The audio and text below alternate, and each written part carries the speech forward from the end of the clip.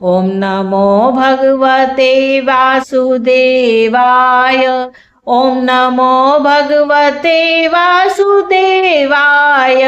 ओम नमो भगवते वासुदेवाय। ओम नमो भगवते वासुदेवाय।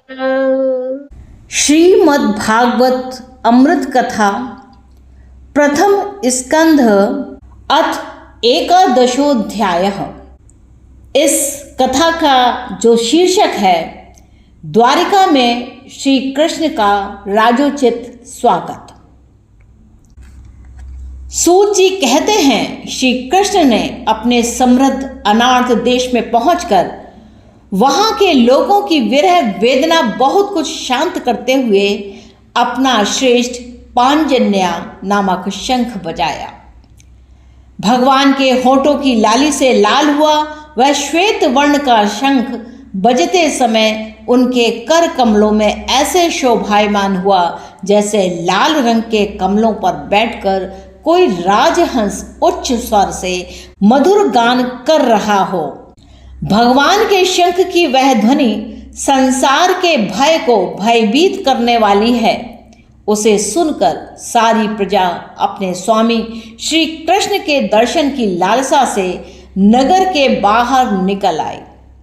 भगवान श्री कृष्ण आत्मा राम हैं।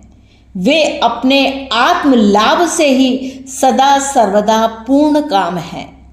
फिर भी जैसे लोग बड़े आदर से भगवान सूर्य को भी दीप दान करते हैं, वैसे ही अनेक प्रकार की भेंटों से प्रजा ने श्री कृष्ण का स्वागत किया। सबके मुख कमल प्रेम से खिल उठे। वे हर्षद गद वाणी से सबके सुहृद और संरक्षक भगवान श्री कृष्ण की ठीक वैसे ही स्तुति करने लगे जैसे बालक अपने पिता से अपनी तोतली बोली में बातें करते हैं। स्वामिन, हम आपके उन चरण कमलों को सदा सर्वदा प्रणाम करते हैं जिनकी वंदना ब्रह्मा, शंकर और इंद्र तक करते हैं। जो इस संसार में परम कल्याण चाहने वाले के लिए सर्वोत्तम आश्रय है, जिनकी शरण ले लेने पर परम समर्थ काल भी एक बाल तक का बांका नहीं कर सकता। विश्व भावन आप ही हमारे माता, सुहृद स्वामी और पिता हैं। आप ही हमारे सद्गुरु और परम आराध्य देव हैं।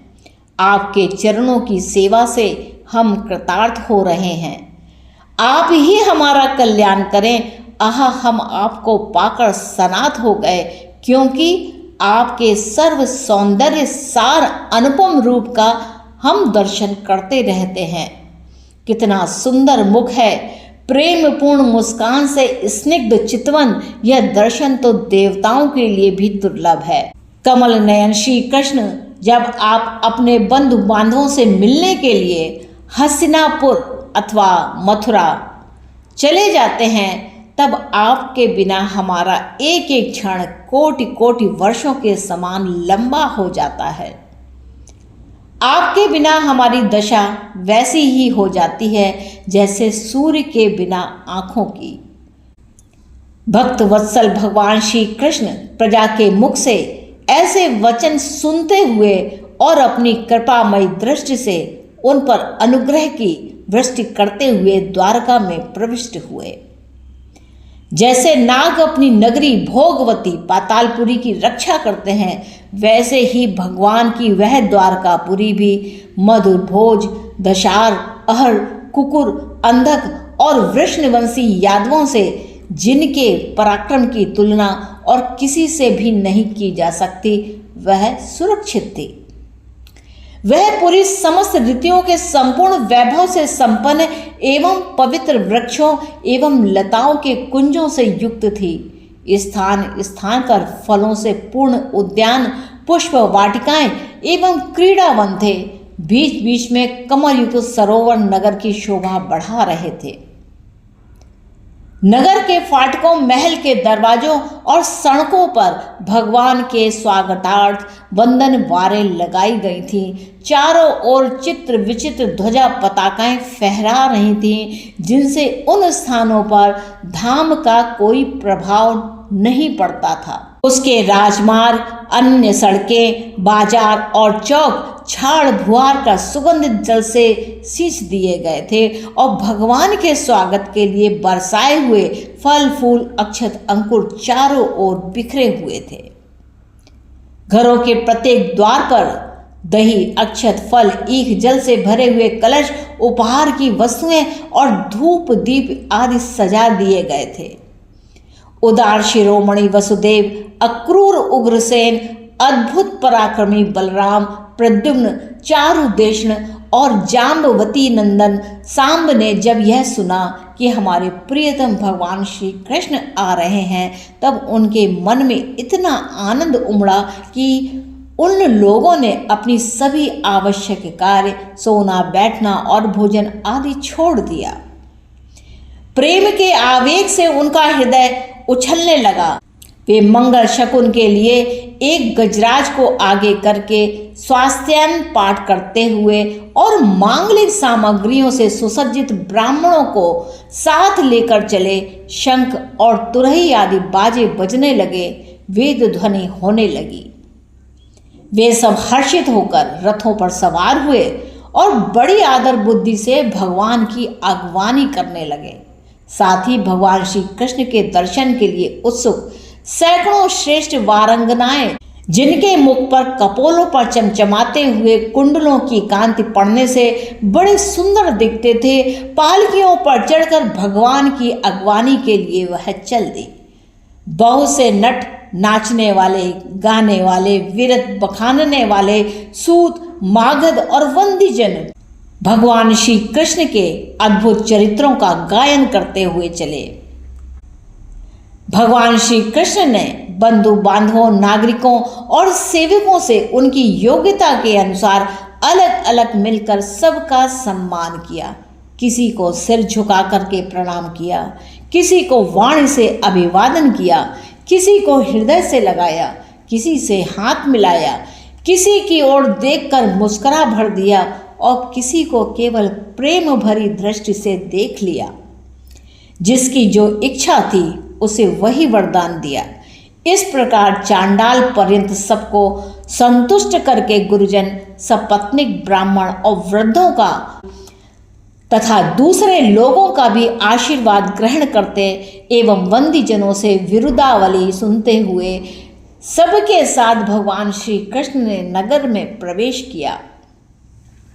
शौनक जी जिस समय भगवान राजमार्ग से जा रहे थे, उस समय द्वारका की कुल कामनियां भगवान के दर्शन को ही परमानंद मानकर अपनी अपनी अटारियों पर चढ़ गईं। भगवान का वक्षस्थल मूर्तिमान सौंदर्य लक्ष्मी का निवास स्थान है। उनका मुखारविंद नेत्रों के द्वारा पान करने के लिए सौंदर्य सुधा से भरा हुआ पात्र है।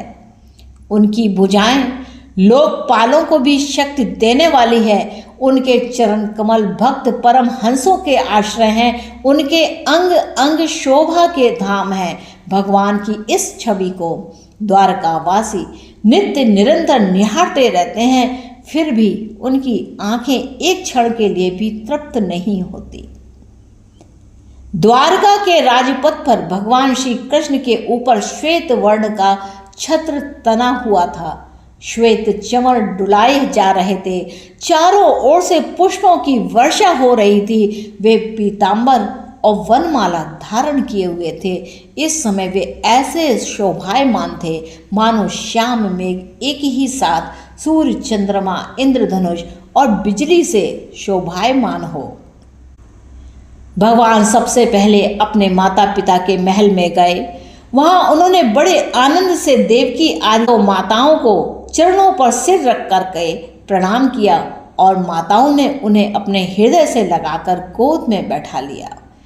स्नेह के कारण उनके स्तनों से दूध की धारा बहने लगी। उनका हृदय हर्ष से विह्वल हो गया और वे आनंद के आंसुओं से उनका अभिषेक करने लगी। माताओं से आज्ञा लेकर वे अपने समस्त भोग सामग्रियों से संपन्न सर्वश्रेष्ठ भवन में गए। उसमें 16,000 पत्नियों के अलग अलग महल थे। अपने प्राणनाथ भगवान श्री कृष्ण को बहुत दिन बाहर रहने के बाद घर आया देखकर रानियों के हृदय में बड़ा ही आनंद हुआ। उन्हें अपने निकट देखकर वे एकाएक ध्यान छोड़कर उठ खड़ी हुई। उन्होंने केवल आसन को ही नहीं बल्कि उन नियमों का भी त्याग किया जिन्हें उन्होंने पति के प्रवासी होने पर ग्रहण किया था। उस समय उनके मुख और नेत्रों में लज्जा छा गई। भगवान के प्रति उनका भाव बड़ा ही गंभीर था। उन्होंने पहले मन ही मन, फिर नेत्रों के द्वारा और तत्पश्चात पुत्रों के बहाने शरीर से उनका आलिंगन किया। शौनक जी उस समय उनके नेत्रों में जो प्रेम के आंसू छलक आए थे, उन्हें संकोचवश उन्होंने बहुत रोका, फिर भी विवशता के कारण वे ढलक ही गए। यद्यपि भगवान श्री कृष्ण एकांत में सर्वदा ही उनके पास रहते थे, तथापि उनके चरण कमल उन्हें पद पद पर नए नए जान पड़ते थे। भला स्वभाव से ही चंचल लक्ष्मी, जिन्हें एक क्षण के लिए भी कभी नहीं छोड़ती, उनकी सन्निधि से किस स्त्री की तृप्ति हो सकती है। जैसे वायु बांसों के संघर्ष से दावानल पैदा करके उन्हें जला देता है, वैसे ही पृथ्वी के भारभूत और शक्तिशाली राजाओं में परस्पर फूट डालकर बिना शस्त्र ग्रहण किए ही भगवान श्री कृष्ण ने उन्हें कई अक्षौहिणी सेना सहित एक दूसरे से मरवा डाला और इसके बाद आप भी उपराम हो गए। साक्षात परमेश्वर ही अपनी लीला से इस मनुष्य लोक में अवतीर्ण हुए थे और सहस्त्रों रमणी रत्नों में रहकर उन्होंने साधारण मनुष्य की तरह क्रीड़ा की, जिसकी निर्मल और मधुर हंसी उनके हृदय के उन्मुक्त भावों को सूचित करने वाली थी, जिनकी लजीले चितवन की चोट से बेसुध होकर विश्व विजयी कामदेव ने भी अपनी धनुष का परित्याग कर दिया था। वे कमनी कामनियां अपने काम विलासों से जिनके मन में तनिक भी क्षोभ नहीं पैदा कर सकी, उन असंग भगवान श्री कृष्ण को संसार के लोग अपने ही समान कर्म करते देखकर आसक्त मनुष्य समझते थे। यही उनकी मूर्खता थी। यही तो भगवान की भगवत्ता है कि वे प्रकृति में स्थित होकर भी उसके गुणों से कभी लिप्त नहीं होते। जैसे भगवान की शरणागत बुद्धि अपने में रहने वाले प्राकृत गुणों में लिप्त नहीं होती। वे मूढ़ स्त्रियां भी श्री कृष्ण को अपना एकांत से भी स्त्री परायण भक्त ही समझ बैठी थी, क्योंकि वे अपने स्वामी के ऐश्वर्य को नहीं जानती थीं। ठीक वैसे ही जैसे अहंकार की वृत्तियां ईश्वर को अपने धर्म से युक्त मानती हैं। इति श्रीमद्भागवते महापुराणे पारमहंस्यां संहितायां प्रथम स्कंदे नैमिषोपाख्याने कृष्ण द्वारका प्रवेशो नामैकादशो अध्यायः संपूर्णम्। ओम नमो भगवते वासुदेवाय। ओम नमो भगवते वासुदेवाय। ओम नमो भगवते वासुदेवाय। ओम नमो भगवते वासुदेवाय।